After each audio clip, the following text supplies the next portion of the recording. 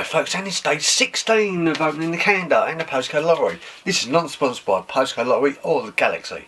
Right, today we've got Roger Rabbit back and we've still got the hairy monkey carrying his poo. Anyway, so let's open day 16 and see what we got. Day 16. Day 16. We have got a teddy bear. A teddy bear. Anyway, thank you very much. Right, let's see what we got under 16 of the postcode lottery. Right, day 16. 17, 16, here we go. In Wales, Tregargan Family Centre hosts a lunch club providing healthy meals for families to enjoy. Good.